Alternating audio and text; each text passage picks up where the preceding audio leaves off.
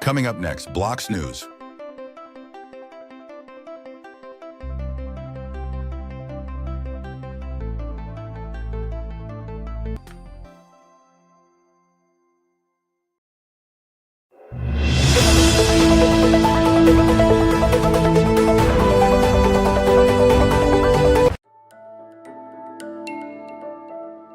Hey, welcome everyone. This is Dave Baszucki. I'm the CEO and co-founder of Roblox, and today you're listening to Tech Talks.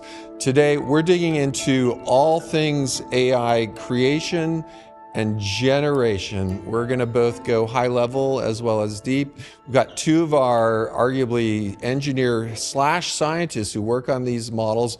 Kieran Batt, great to have you. Thank you. Okay, and Alberto Hogel, great to have you as well. Thank you very much. Okay, cool. So, wow. So just some background before we get started. Both of you have a common trait of interesting thing to have people come to Roblox. You were working on your own companies at one time, which is a great trait for the way we like to roll here, because we're looking for people who take the long view and get stuff done. Quick snapshot of what were you working on, Kieran? So I was working on a startup called Loom AI. Yep. We were building tech for real-time facial tracking and avatar rigging. And when we joined Roblox, we brought all the technology in, and now we have real-time facial capture facts in Roblox. Yeah, and it's interesting because when we met you, it was very early in the AI space. You had already figured out how to run a pretty complex model client side on devices, see what's going on and turn that into facial animation. We have that live on Roblox now. That's so right. like we've just gotten started with some of that dream and we have a long way to go. And then Alberto, can you share what kind of company you were working on? Yeah, of course. I was the co-founder of Lucid AI, and we were working on video world models trained on real world imagery, trying to make a hyper-realistic dreaming engine. And actually, funnily enough, I was also part of YC as well as Kieran. Okay, so that's cool. And it's really interesting because the kind of product you were working on, a world model, for some reason, I used to think of it as real-time dreaming, and you named the company Lucid. So that was kind of a interesting coincidence. Yeah, absolutely. We took a lot of inspiration from lucid dreams, because in a dream, you're able to take actions in this environment and it rolls out and it responds to your actions, but it's sort of unbounded. You can really do whatever you want. So that's what we wanted to capture in our video world model. Okay, so before we even jump in now, I have to ask you about your lucid dreaming capabilities and skills. Like, how good of a lucid dreamer are you, Alberto? I used to be good. In lower school, I used to read a bunch of books, and you can learn about all these tricks, these reality checks, like holding your thumb and trying to pull your thumb out of your fist. You can't do this in the real world, but in a dream, you're actually able to pull your thumb out. Another example is you can block your nose. You can't breathe in the real world, but in a dream, you can. So there's these reality checks that you can accustom yourself to doing so that when you're in a dream, you can realize if you're dreaming and become lucid and actually take actions in your dream. Yeah, so this takes, just so what Alberto's talking about is it's a very interesting skill of being aware that you're dreaming and doing it without waking up, and then influencing your dream. And it takes a fair amount of practice. There's a famous scientist at Stanford, Stephen LaBerge, who had a dream lab, and he actually made a device that flashed red lights when you were in REM sleep. And rather than thinking about your thumb, the way he did it with the subjects is you walk around all day long, and whenever you see red flashing sirens, you ask, am I dreaming? And so then when these people would wear this thing at night and it would start flashing, they would in the dream ask, am I dreaming? Just like you had a cue to pop into that. So, but fast forward to today, everyone can lucid dream because we're talking about world models. First, we're going to dive into 4D creation. And I remember being in the very early days of the AI world, that's like 2 years ago. That's right. I went to events and so many people were working on what we would call 3D generation at the time. Yep. You know, there's something interesting about video game assets, especially Roblox assets. We call them 4D assets. So you can share a little about what is a 4D asset and what is our cube model? Yeah, so maybe I'll start a little bit before the 4D, 3D piece, which is what inspired us to build the 4D model. So in the AI world, we've seen text models, LLMs, that have really dramatically improved in the last few years to basically predict the next token, which resembles intelligence, right? So the idea of... And a text model would be if I go to the Google prompt or ChatGPT or you name it, an AI system, and I type in, you know, typically make a Dr. Seuss poem about myself, and all of a sudden the poem comes out. That is text generation. That's exactly right. And I think the science behind it is what we call next token prediction. So these systems at scale are able to predict what the next word is, given the past words it has generated. And that the ability to predict the next thing is the basis of intelligence in the current systems that we call AI. And we were inspired by that. We were also inspired by how image generators are able to produce really beautiful images in response to what a user is able to type. And these two systems were maturing quite a bit around the time 2 years ago. And what we wondered, what if we can bring the same capability in 3D? So, because our platform is a 3D platform, ideally, you want the capability to generate 3D content. That's right. That is, we started out with geometry and textures. And to be able to do that, we got inspiration from LLMs. So we set up the problem of 3D generation as a next token prediction. But the token now is not a text token, it's a geometry token.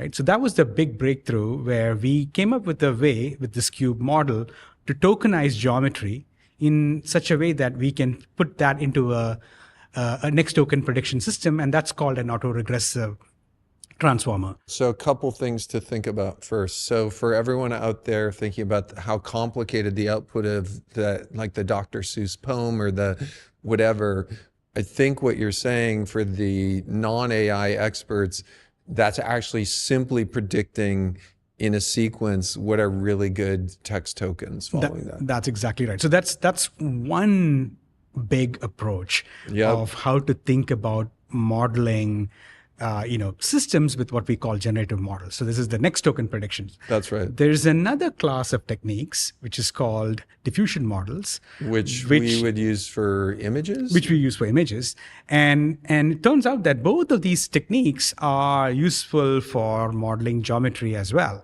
And just to explain diffusion a little bit, this is also, like, I understand it's pretty radical to think on the text side, we're just generating the next token. On the diffusion side, we're iterating, I believe. Like, how close am I to something that looks good?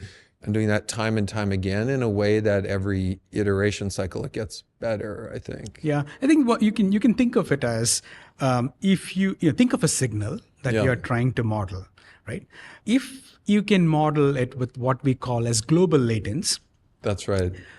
Think of an image as something that you can generate in one go, right? You can generate an entire image in one go with what we call a global latent. Diffusion models are really good at that. That's right. Now, but for text, you can generate one word at a time. So, and that is the next token prediction. That is the autoregressive model. And then one other question for the average listener out there, I'll go to you, Alberto. When I go to my modern AI system, it seems like they can do everything. They can generate the Dr. Seuss poem or a picture of something I talk about. It sounds like that's not the same thing. It's like behind the scenes, they've got a bunch of big models running. Yeah, absolutely. Like many of the systems we see right now are tool calling to video models or to image models to actually execute the generation step. And maybe it's an LLM that actually orchestrates this sequence. But I do believe that in the future, we'll continue to see more like natively multimodal models that can reason in these modalities like at the same time, rather than being separate models. Right. So the original, we were just talking before the show, the original tool caller could arguably that Watson Jeopardy system, like it blew my mind when it beat a human Jeopardy player. And I think they were talking about behind the scene, it was actually 30 or 40 or 50 separate things. It sounds like there's still a little bit of that going on today. Yeah, even in LLMs, you start to see people chain together LLMs and do swarms of agents that can self-manage themselves and attack really complex tasks. Yeah, and sometimes in my command prompt when I'm using an online thing, I can see it like 8 things spinning and going off and gathering, and it doesn't give me an instant answer, for example. Okay, cool. So behind the scenes, we have these various things: diffusion technology, building an image all at once, LLM technology, spitting out a linear thing of tokens. And then let's go back to our 3D generation. What's happening there? So the biggest inspiration was LLMs and images can work together, right? Okay. So fundamentally we have this multimodal capability, right? And so what these systems do is you have text, you tokenize text, come up with an embedding for text. You have images, tokenize that, come up with an embedding, and learn a transformer with attention where the image tokens can attend to the text tokens and vice versa, so that the generation system knows how to generate images in response to a very specific text queue, right? So this idea of basically being able to attend properly to a text queue is the big unlock here. And we wanted to bring that to 3D. So in a way, we wanted the 3D system also to have the same architecture that you have for geometry, images or text. So we can now have geometry tokens, image tokens, and text tokens all kind of trained together with the same attention mechanism, where the geometry tokens can now attend to images or text. And that's the core genesis of the cube model. Which we just put live in beta recently. Yeah. We're starting to see experiences on Roblox, part of that dream of literally playing a game and talking about what you would like to generate. And we're getting better and better at cars, and we're getting better and better at a bunch of things. Yeah. And now the thing that's complicated about this is in the real world, things we interact with, cars can be driven. You know, an oven, you can open the door and turn it on and throw something in it. A door you can open. So that's what we mean when we're talking about 4D objects, not 3D objects. That's exactly right. And I think if we can roll up the video. Okay, can we see the video? Cool. So what you're seeing in this video is an example of 3D generation, which is conditioned on what we call a text schema. So you're asking for a jellyfish car that you can drive in, that you can shoot with, that you have a exhaust that you want to separately attach some scripts. To be able to do that, you need both geometry, but also geometry separated out in a very specific way that the developer has in mind. That's right.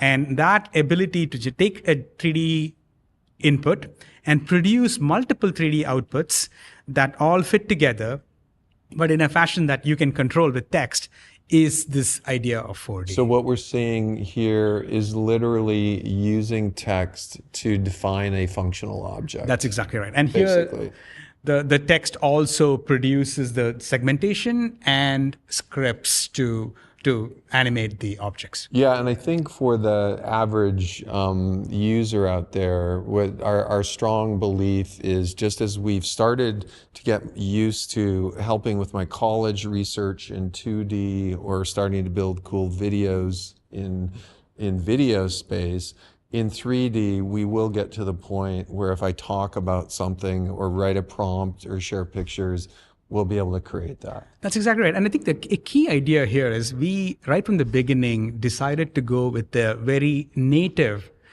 3D foundation model. That's right. So every modality that has been successful in the past for generative models has gone native. So text models use text natively. Image models use image natively and encode it and have what we call VAEs, variational autoencoders, that can represent that domain correctly. For 3D, we have a native 3D native foundation model. And this combination is what allows you to do what you just described, which is if you want a foundation AI model to actually reason about 3D, it should be trained with 3D tokens natively. Which feels, for me, very right. I know videos work in diffusion space. Text works in tokens, so working in native 3D space. And I think this is hopefully holds the point where, some of the demos we've seen internally are getting more and more interesting, whereas as we apply this everywhere to cars, avatars, buildings, the horse and the cart, the terrains and the mountains, it starts to be conceivable to go from an image or a video to a fully functioning environment. And there's something really interesting about Roblox environments. First, they're 4D, and the second is they're multiplayer. So can you share when we say 4D, what we mean by code in the object and why that's important? Yeah, I think the fundamental aspect of being able to interact with an object, any object in Roblox, involves triggering a script. Yeah. And so if you generate objects without the ability for the objects to trigger a script, it's not very exciting inside the platform. That's so, right. So for example, you want the door to open, you want the helicopter to fly, and those behaviors should not be predefined. The idea is that maybe you can use the cube model to specify the kind of behavior that you want the object to have, which means that the geometry and the behavior should be generated. Right. And in this sense, we got a little lucky because when we started building Roblox, from very early on, Eric and I had come from mechanical engineering simulation software background. So traditional game engines at that time were based on what you would call like hollow triangles painted. We wanted the objects in Roblox to be more physically simulated. So even from the very first days, the cars in Roblox had axles and wheels and motors and some code. And so a lot of things that were hard in video game programming, like what happens when the wheel falls off the car, that's just that's what happens in the real world as well. So in a way, because we started the company focusing on physical simulation with a lot more to come, like we're not all the way there, it creates this nice dovetailing with functional models where we can start building more rich objects, I would say. That's exactly right. And I think all the things that you mentioned that makes that car functional, the wheels, the axles, the torques applied to the motors, all of those need to be generated along with the geometry. And it's the combination of the two that allows us to, at an object level, make it 4D.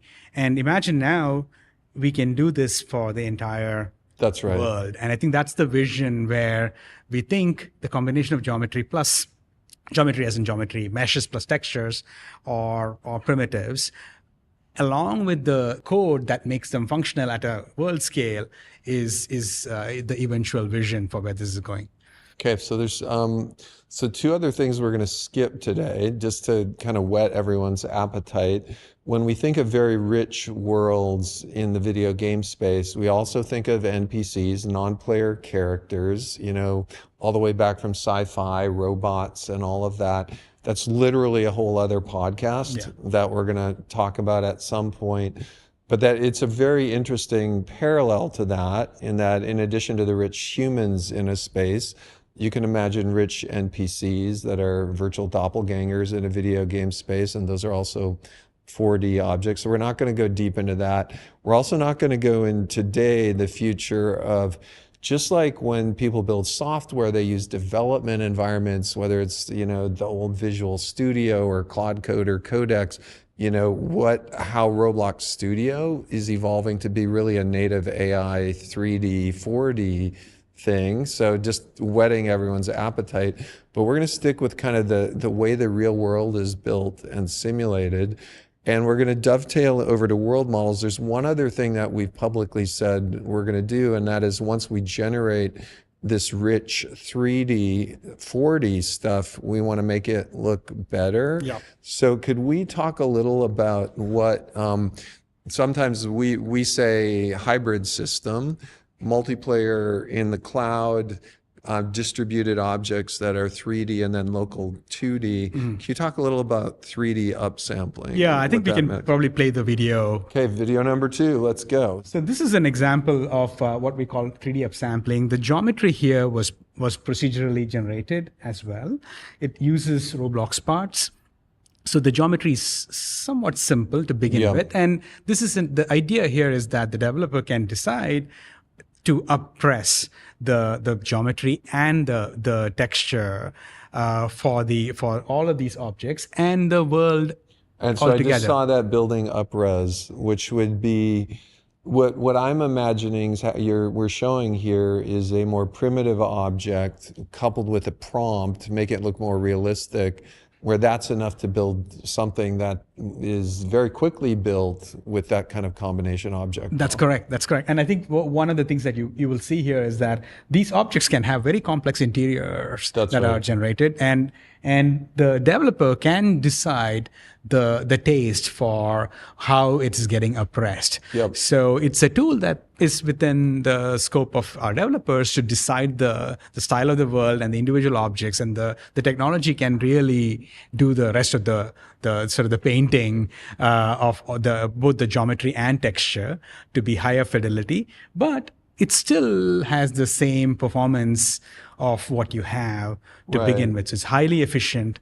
And it's the same simulation engine that we are comfortable with. And the way that we can think about that is we want to synchronize amongst all of the players in a multiplayer world the minimum viable set of information that describes what's going on.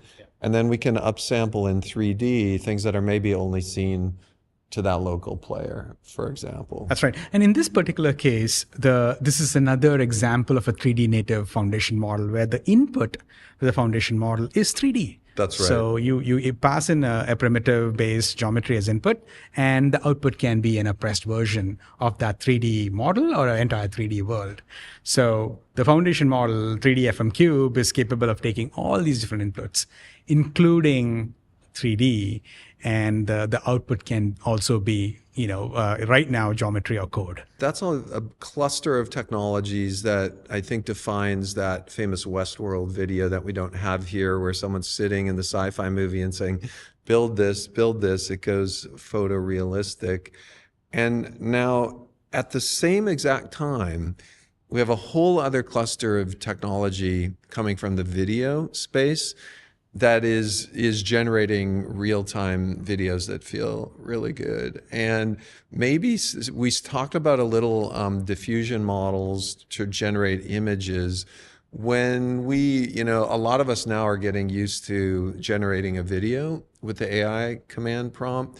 Is that similar type diffusion model, just stacking one on top of the other? Or, and then is it really, we go from image to video to user interactive video, kind of in a logical series of steps? Yeah, absolutely. So in simple terms, diffusion, in the case for image generation, you start with an image that's just random noise. And you send it through the model, and the model iteratively denoise it, slowly perturb it to bring it closer to what looks like a realistic image, maybe conditioned on a text prompt.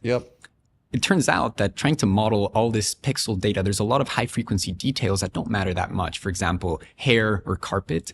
So we end up wanting to encode the images with a VAE, a variational autoencoder. So we compress the images into a smaller latent space. So this is what we actually use to do diffusion. And so in the diffusion model, it's learning to map from random noise to this latent based on a text prompt. Okay, so even if I'm at a 4,000 pixel object, we're not necessarily modifying all those pixels. We're converting it into some latent space, it sounds like, and then diffusion on that latent space. And then if we blow that latent space back up to 4K, do we see a good looking image in that case? Exactly. That's the hope. And then on the iteration side, how many iterations does it take to go from this random noise to something that might look good? It takes many. This is one of the limitations of diffusion models. You need to do many forward evaluations with your model. Like 10, 100, 1,000? Around 100. Okay, so that actually seems pretty amazing that a bunch of random noise converted into this other format, 100 iterations, something pops up. Okay. And now, just like in the language models, which it seems very interesting and amazing to me, in that I'm not really talking to a real person. What I'm just seeing is a natural prediction of what's the best next token. In diffusion, my understanding is it seems like it's going a little uncontrolled. Like that first step, it's just that's a little better to what I've asked for. And then it gets a little better. And that also seems a little amazing. Yeah, I mean, the reason you're like, because you're starting from random noise and each time you like have to do 100 steps to denoise it, every time you run it, you'll get to a different output, even if it was like the same text prompt. So these diffusion models, you train them on all these data points, and maybe they're compressing all these data points into its weights in some way. And then when you do inference, it's somehow interpolating between all those data points and giving you novel data samples that you haven't seen in your data set. So the one way to think about that is if I'm doing image gen on my cool AI system, it looks amazing, it satisfies, but I'm assuming there's a billion other images that could have looked just as amazing. Exactly, yeah. Okay. Yeah, it's a sample from a distribution, right? And I think you're basically, even with the text models, it is a probabilistic. Because when I see that image, I assume that is the best image in the world. So it's kind of crazy to think it's just one of billions that could have been generated. Are we doing that same number of iterations on every frame as we, like if generating 30 seconds of video times 30 seems like 900 of these frames, is it 90 times, 900 times the work? So when you go from image to video, you're essentially adding another dimension. Yeah. So if you imagine when you compress that image into your latent, it's some sort of tensor. Okay. If you want to do the same thing for video, you just have one additional dimension. So that means I do the whole video at the same time? Correct. Okay, so that's more information. And then to do the videos at the same number of iterations, or because it's now so many frames, more iterations, would you say? Well, typically you would use like, we see even bigger models are used to model video. So you can still use like around 50 steps to get good outputs. So that's even more mind-boggling in that all the frames are being generated at the same time in some video latent space rather than image latent space. So that's stretching my mind now. Mm-hmm. So a couple of fun things. The modeling in latent space is both compressing the signal to something that's much more manageable, but it also seems like if you compress it properly, you're able to learn with these diffusion type systems or autoregressive systems. But learning the original signal is just completely out of reach. Yes. So in a way, the reason why these things work is because you are able to compress the models using a encoder into these latents. And once you learn the latent distribution of latents, you are able to decode it back into the original signal, right? It is still a probabilistic thing. For video, typically you would compress 4 times temporally. Okay. So 4 frames get compressed into one latent frame. And then spatially, you would compress by 8 times or 16 times. Okay. So 8 in each dimension? Correct. So 8 times 4, 64 times 4, like 256 compression. Okay, and then how about on 3D? So I think the size of the latent is ultimately what matters, right? So we have 2 representations for 3D. We have what's called a vexet representation and a voxel representation. These are 2 different ways of doing 3D. And the vexet representation, I think we compared that the size of the latent is 1024 dimensions, and the channel dimension for 3D is 64. Okay. Whereas for image, it was like 8 or something, and for video, we calculated it was 24, right? So even for a single object in 3D, the number of dimensions is at least 3 times. Got it. Right? Information that you have to somehow learn to model a single object's geometry compared to a video.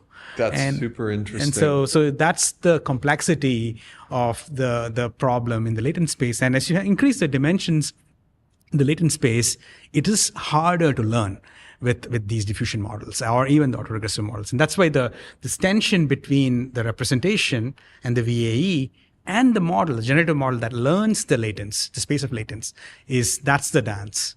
Okay, so Now we're going to fast forward even more because we've talked about text tokens, image diffusion, video, and 3D and 4D.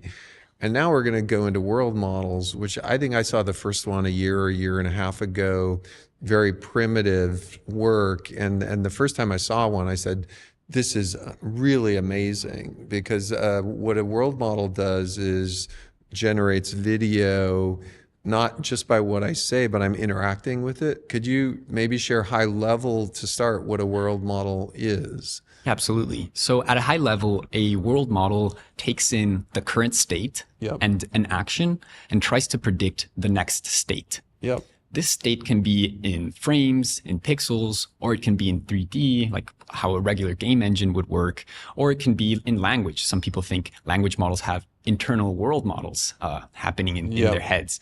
The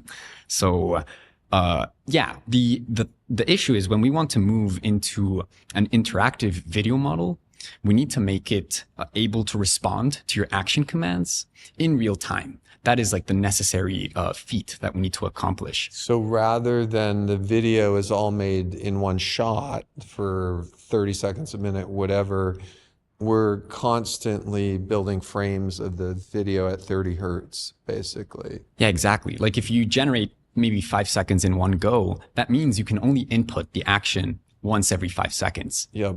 Okay. And so in video games, people are used to 30, 60, 120, 240 hertz response. And so there's a lot of generation going on. If it's not all at once, is it predicting just the next frame, or is it predicting a little bit the next frame, but a little bit of all the frames after it, as you swipe through it? Yeah. So we use autoregressive video models. Yeah. And so what it does is it'll actually use diffusion to generate a chunk of frames. Okay. And then it'll add those clean frames to the KV cache. Yep. And then autoregressively generate the next chunk of frames with diffusion. So it's kind of like a mix. You're using diffusion to do the local generation, and you're using autoregression to be able to make it, input your actions at any point. Okay, and do we have video for this? Yeah, of course. Okay, let's pull up video. And so this is a world model built internally, right? Correct. Okay, and share what's going on. I see we're reflecting ASDW in the arrow keys. Yeah, so here I prompt it with a red frog in a medieval land, and you see I can navigate this world, and I can even change the environment. I can ask it for a thunderstorm to begin. So behind the scenes, you're typing a prompt as well. And I can walk around, and I can even ask for angel wings, for example. Nice. And I can try to jump and keep on jumping and see if I can gain flight. And then I input the text prompt that I'm flying above the clouds. Okay, so you said start flying. This is this is a little like real-time dreaming. Mm-hmm. Like literally, no one's ever seen this before. Mm-hmm. Probably this is your single dream. Like you said, with the video models, everyone's different, which is also very fascinating. So now there's a couple crazy questions. So one question, so as I think about these world models now, there's a stack of video frames, and there's a couple things we've thought about. What happens if I turn around and then turn back around? Do I see the same thing? Yeah, this is a current limitation of video world models. Because the computation of attention scales quadratically with the number of tokens, we have to limit the size of the context window for it to be able to run at 16 FPS. And the context window would be all of the prior frames you've kind of traversed? Exactly. Okay. Yeah. And so those context windows, in a way, are the memory of your dream. So it's almost like when you're dreaming, you're only remembering 5 or 10 or 20 seconds. Exactly, like a goldfish. Okay, got it. So, is that the memory of a goldfish? Exactly. Okay, got it. So right now we're goldfish in world models. If we turn around, we don't necessarily see it. The next thing I'm curious about, and we've debated this, is if I put 50 people playing chess in the world model, and we're using this diffusion technology to predict the next frame, it feels like we don't have enough computation power for the individual 50 brains to make the chess games logical. Is that a fair assumption? Yeah, so I would say it really depends on how you train the model. Yeah. So these video models, they learn visual patterns. That's right. So if you were to train it on a bunch of recordings of chessboards with the pieces moving around, it may actually be able to learn these patterns and learn how the pieces move on the board. Yeah. But let's say, for example, you wanted to, I don't know, talk to Abraham Lincoln. That's right. And ask him something about history. This knowledge isn't necessarily embedded in videos. So training purely on videos, it's going to be hard to be able to elicit that knowledge from the world model. So yeah, it seems that we might need to supplement it with language models that might bring in that more like reasoning power. So then this kind of comes back to maybe what we would consider the most difficult technical problem. We used to say the most difficult technical problem at Roblox was put 10,000 people in a soccer stadium, have them all talking to each other, be able to wave at someone across the stadium, have them wave back. So that's like a validating, we're doing a real-time simulation of 10,000 players all synchronized and kept together. Up that to photorealism, that gets super detailed. Up that to real acoustic simulation, that gets super detailed. Now with AI, we add two really difficult things to that. One is we would like some of those players in a privacy compliant way, possibly to be NPCs, and we'd probably have a protocol like that's an NPC, you know, so like integrated robots and people who are maybe that. And then the other thing is we would like any form of real-time dreaming or generation with all 10,000 people. And the example I sometimes use with that would be 10,000 people at like level 3 of Inception, where the architect says fold the road over, and all 10,000 people would see fold the road over. So those are super difficult problems. And I want to go through why a couple of them are super difficult. One is it may be to synchronize all 10,000 of those players, we're not exactly sure what it's going to be. And we mentioned world models today synchronize in the video latent space, the memory of one. Roblox right now synchronizes in a hyper-efficient memory-based 3D space, right, which can actually synchronize those. The dream, I think, it's fun to talk about, would be, is that the future? Is there something even beyond that, which is a 3D geometric latent space where you could run a world model on that? It's the synchronization technology in that. And who knows what that will be, whether it's proprietary or whatever. When do you guys foresee a convergence at some point? And if so, is it in 1, 5, or 20 years? Ooh, it's totally dreaming space right now. So I think you're hitting on a number of really interesting points here. So to just I hope so. Yeah. Those are the hardest points. The hardest points, yes. Going from 1 to 2 is already a big unlock, in our opinion, or 1 to 2 to 5 players, right? That's right. So the ability to do multiplayer will expose a number of interesting technical That's a little like insights. proof by induction, right? Yeah. If it works for 1 and it works for n and it works for n plus 1 or something, it might work for anything. Right, exactly. Maybe, yeah. although that could have the end of the 15th scaling problem. Right, so the scale is the real question, but it opens up a question of whether we can model the synchronization between these players in the latent space of the model, Yeah. or we need an explicit model for 3D, the way you described it. So think of another forward dynamics model that is in 3D in a space that we know how to control, and that's the memory, right? That's my own opinion, is that what it's going to end up being is what is the most hyper efficient synchronized 10,000 person thing, whatever that will be. And everything will flow into that. Right. I think the answer, and to answer your other question, the 1 year horizon is we'll figure that out. Okay. Like we'll figure out the architecture choices. We are already making a lot of progress. Simply adding video data from multiple players doesn't scale, right? Because you have this quadratic problem. You have this n square tokens problem. So, if you currently have a window of whatever, 20 seconds or 30 seconds of memory, now, if you put 5 players, all of a sudden it's like 2 seconds or so. So it's not very practical to do the way, we can't just scale this architecture. So there has to be an architecture innovation. And we hope that it's going to be an explicit 3D engine that's keeping state. But what do you think? Yeah, the reason like attention scales quadratically is because you're comparing every token against every token. That's but right. Maybe you don't need to do that. Yep. Maybe with multiplayer, you can do some sparser synchronization. And let's say you give the model the feed of like both actions from both players, Yep. and it has to generate the frames independently with some bottleneck of communication between those frames. And the bottleneck of communication may be the minimum viable synchronization state. Yeah. In whatever that ends up. Regardless what that is, if that's the minimum viable synchronization, it does mean downstream to each player, we can do as much 3D upsampling, 2D upsampling generation, because all we really want to do is synchronize the individual players. Yeah, if these like global latents can synchronize the views of different players, then maybe that means we can decode actual 3D geometries from those latents and maybe plug them back into Roblox's game engine.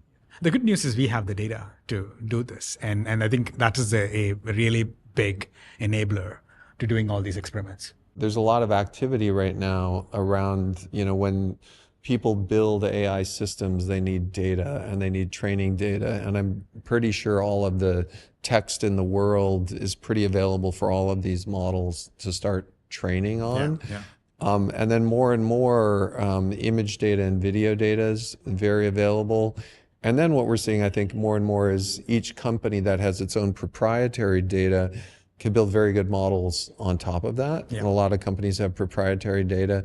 The fun data that we have at Roblox is the history of all of the players. And so we have about 13 billion hours a month, and there's some interesting characteristics of that data. So I think when people see someone playing Roblox, they think in terms of video, but I think that data is richer than video, right? Like there's something even richer behind it. Could you share what's rich about it? Yeah, I think the key thing here is interaction data. That's right. To train these world models, you essentially need pairs of like actions and reactions from players and the state.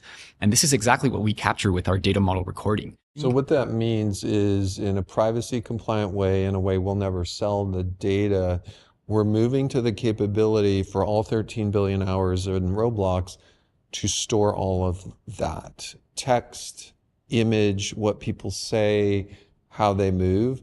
There's a lot of advantages for us there on the safety side. Yep. We can go back and scan all of that in real time for safety stuff. There's interesting capabilities for broadcast, for example. You could imagine, just like I'm imagining someday, just like I have my photos and my videos, having my personal access to my Roblox life would be really cool with a search prompt, like find every time I played with Kieran and like go back there and play it back. Right. Because this is native vector 3D data, we could reshoot scenes together. Right. Of what we've done. We can up-res it. Yeah, we could up-res it. We could find our favorite moments. Yeah. And then finally, we can train on it, which is super good. Yeah, and so training on that could be very useful both for world models as well as NPCs. Yeah, absolutely. Like so far, we've only started to utilize the pixel data from our DMR to train these world models. Yeah. But I'm very excited about how we can train the model to also output 3D data like point clouds or even depth, which we have access to in the data model recording.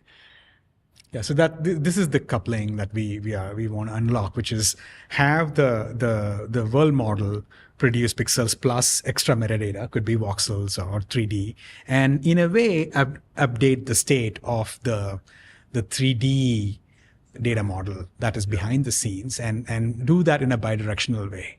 So, and even with a single player, I think if we can unlock that puzzle, then we really can make progress on the core memory problem that you raised. Okay, and then a final one I do want to ask is the convergence someday of text, image, video, 3D, and all of that into a single model. Is that a reality versus dispatching?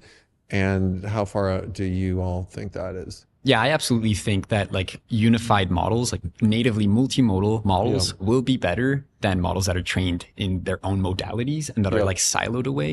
Because when you train on these different data sources, the model can actually take learnings from maybe text and apply them to how the visual world works, or from 3D and apply it to how the visual world works, etc. I think one other, maybe the other question hidden in this is the ability for a model to also look at the history of how a user interacts with the AI agent, right? And the history itself is something that's really critical. So, that's right. And the ability for an LLM potentially to understand the history, redo the prompts, feed it back to the individual capability of a larger model is probably what causes us to feel the magic, because it's able to understand a specific aspect of what you asked without necessarily, being very brittle. I mean, the earlier systems would be very brittle. You can totally fool the model. But now with this combined capability of having a larger orchestrator LLM behind the scenes, memory at that level, and individual models having multimodal capabilities, it's just a very powerful concoction. Okay, now I'm going to pop back to kind of a outside view of this, because we've been getting so technically deep, and ask you guys kind of an out-of-the-box question. And I would say it's an interesting time socially, because I think all of the world is coming to grips with what does AI mean and where is this going. I tend to be actually very optimistic. And so my optimism would be there are going to be new types of jobs. I think there's going to be a whole new set of things people do that are going to be very interesting. I'm arguably as optimistic as in the Industrial Revolution, when there was some concern jobs are going to go away, but we've ended up being kind of happy with it. But I'm curious where you guys think, like, do half the people stop working with AI? Or are there a whole new set of jobs that we're going to do? I think people work much harder now. That's true. Yeah, I don't think humans are prone to stop putting in the effort and stop working. That's right. So maybe AI creates a whole new set of types of jobs that we do that we can't even imagine. Yeah, I think these are tools, right? I mean, I come from a visual effects background. I think when CGI came about, there was a similar sentiment that, so you saw Hollywood go through, like, all the animators are going to disappear. Yeah, except it didn't. Right? I think it just, when performance capture came about, people were like, oh, animators are going to go away. But actors were able to bring life into characters in a way that was not possible before. So we think it's very similar with these AI technologies. These are very powerful tools, and in the hands of the right creators, it can be very empowering. Okay, so coincidentally, we have 3 optimists about the future of humanity. Great to be here. Everyone's going to have a job, and it's going to be different. Great dive in there. I hope we didn't go too technical for everyone. I hope we intermixed it with some high-level concepts. So Alberto and Kiran, just like so great to have you guys. It's really good. It's a pleasure. Okay, thank you. All right, so this is Dave Bazuki. This has been Tech Talks, and we look forward to seeing you next time. Thank you very much.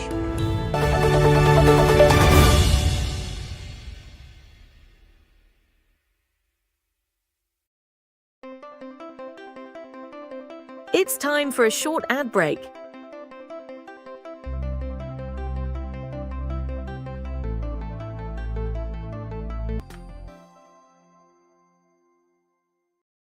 Mistletoe in January?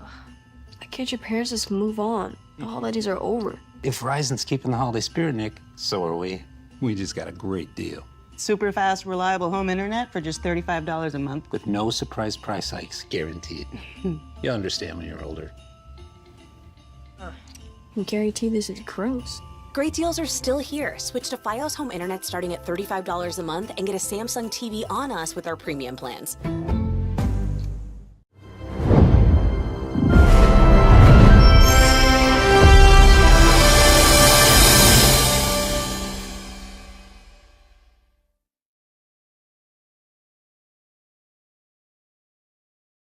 New Pepsi Prebiotic Cola in original and cherry vanilla. The Pepsi taste you love with no artificial sweeteners. It's unbelievably Pepsi. You're unbelievable. Pepsi Prebiotic Cola. Try it now. If I was a flower growing wild and free, all I wanted you to be my sweet bee. And if I was a tree growing tall and green, all I wanted you to shade me and be my leaf.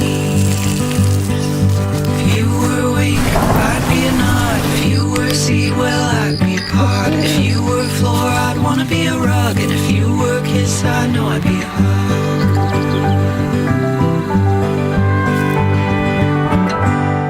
This vacation was such a good call. 3 moms sitting down at the same time must document this historic moment. I'm not moving a muscle. Don't worry, AT&T gave me the new iPhone 17 Pro with the center stage front camera. Didn't even need the most expensive plan. Should we call the kids? No.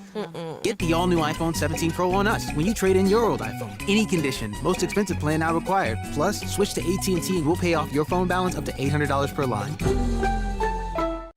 One more time. Walmart's Cyber Monday is the last chance to score even more deals. Even more? Even more. And it's on a Monday this year. It's always on a Monday. It's Cyber Monday.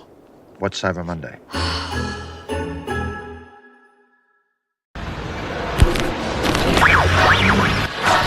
New Year, same extra value meals. From breakfast to late night, make it a meal and save. Value is still on the menu, only at McDonald's.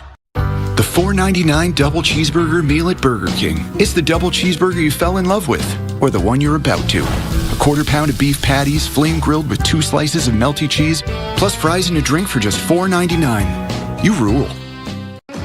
We wanted to switch to T-Mobile to make sure that we have better coverage. T-Mobile is now the best network. And with T-Satellite, we're connecting millions of people in places no carrier tower can reach. I signed up for T-Satellite to give me peace of mind as a mom that makes life better knowing that it's there when we need it. Upgrade to the best network. Right now, T-Mobile will pay off 4 phones up to $3,200. Plus, hook you up with 4 new phones on us. Switch today.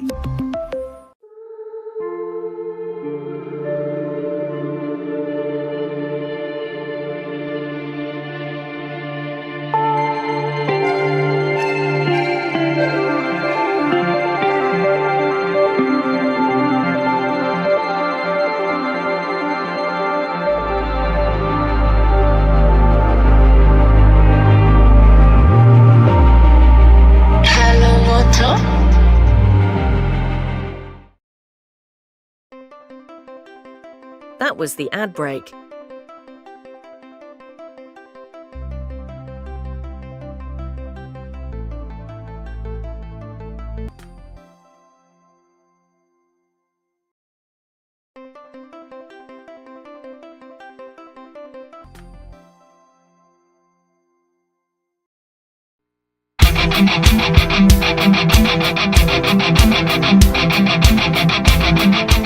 Good morning and welcome back to Sport. Money is flowing freely in college athletics' new world disorder. It's no surprise that gambling is playing a role. Buried in paragraph 25 in the federal indictments for more than a dozen college basketball players for fixing games is really the crux of it.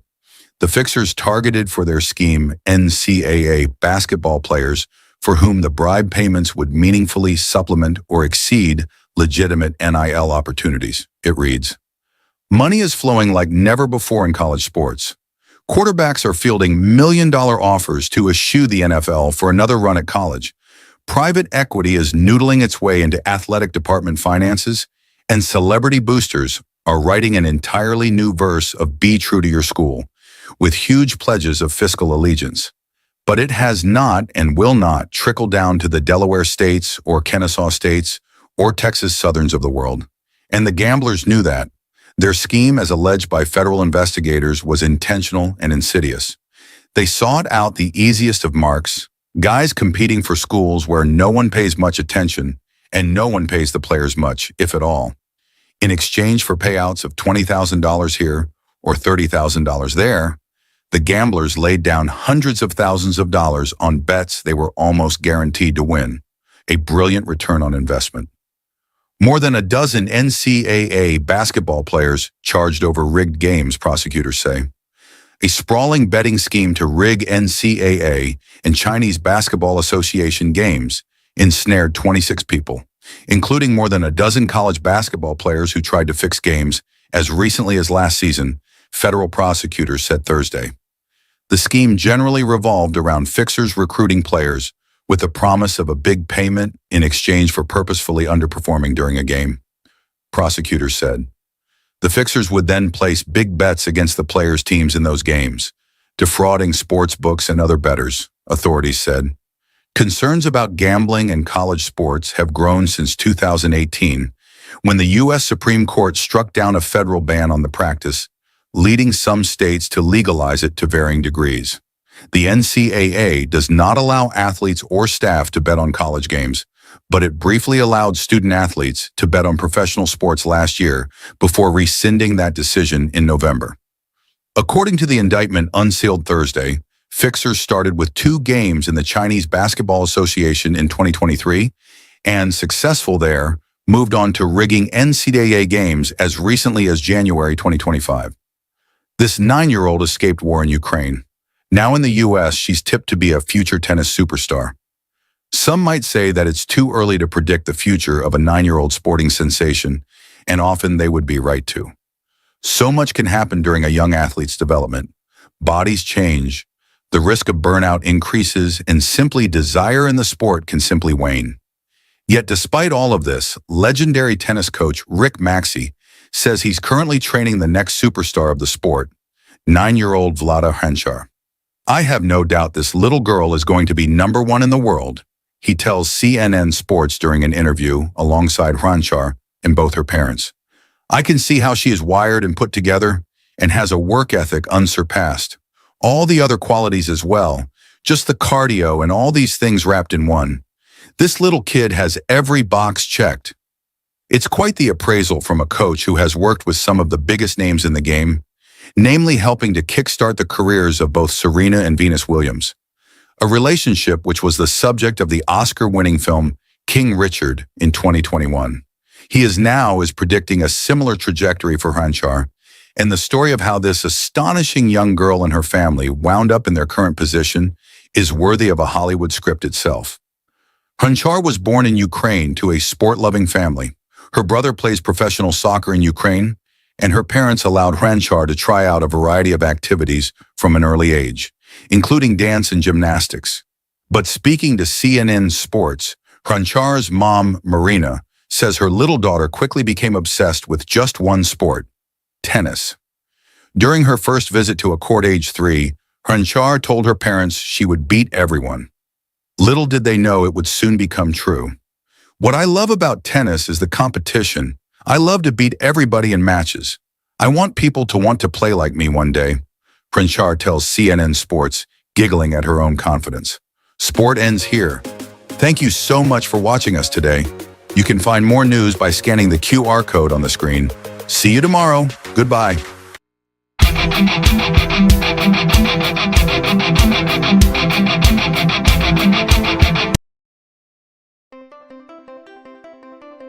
It's time for a short ad break.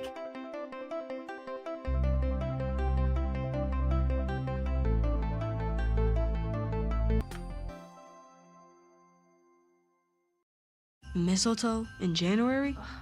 I can't your parents just move on? The holidays are over. If Verizon's keeping the holiday spirit, Nick, so are we. We just got a great deal. Super fast, reliable home internet for just $35 a month. With no surprise price hikes, guaranteed. You'll understand when you're older. I guarantee this is gross. Great deals are still here. Switch to Fios Home Internet starting at $35 a month and get a Samsung TV on us with our premium plans.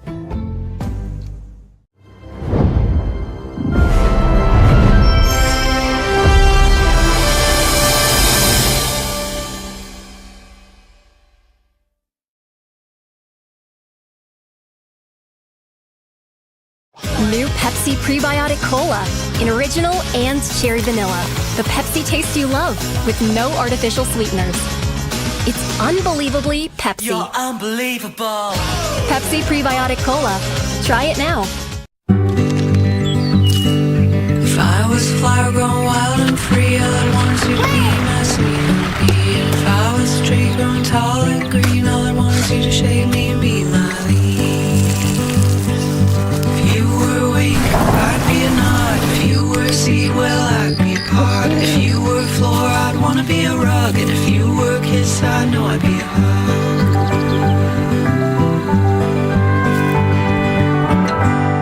This vacation was such a good call. 3 moms sitting down at the same time must document this historic moment. I'm not moving a muscle. Don't worry, AT&T gave me the new iPhone 17 Pro with the center stage front camera. Didn't even need the most expensive plan.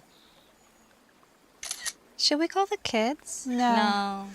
Get the all-new iPhone 17 Pro on us when you trade in your old iPhone. Any condition, most expensive plan not required. Plus, switch to AT&T and we'll pay off your phone balance up to $800 per line. One more time. Walmart's Cyber Monday is the last chance to score even more deals. Even more? Even more. And it's on a Monday this year. It's always on a Monday. It's Cyber Monday. What's Cyber Monday?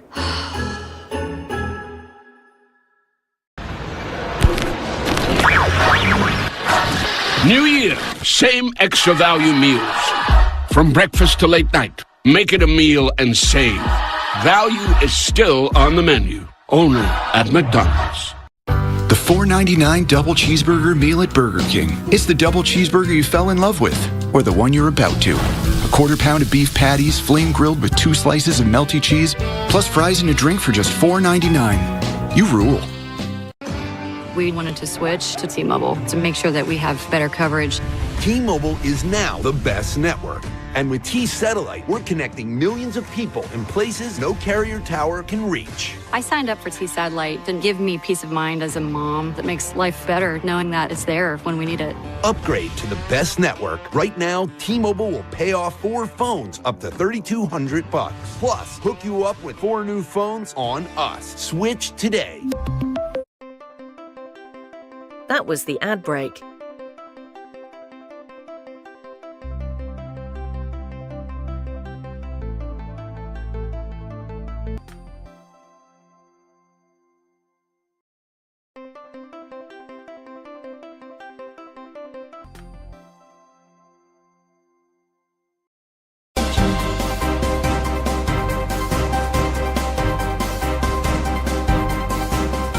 Good morning and welcome back to weather. The weather in the United States is cloudy. Brooklyn 36 degrees, Chicago 61 degrees, Columbus 64 degrees, Dallas 73 degrees, Honolulu 72 degrees, Houston 74 degrees, Indianapolis 66 degrees, Los Angeles 66 degrees, Manhattan 37 degrees, New York 37 degrees, Oklahoma City 40 degrees, Philadelphia 38 degrees, Phoenix 53 degrees, Queens 37 degrees, Raleigh 64 degrees, San Antonio 73 degrees, San Diego 52 degrees, San Jose 64 degrees, the Bronx 36 degrees, Washington 41 degrees. This was all the weather information. If you want more updates, scan the QR code on the screen. See you tomorrow. Goodbye.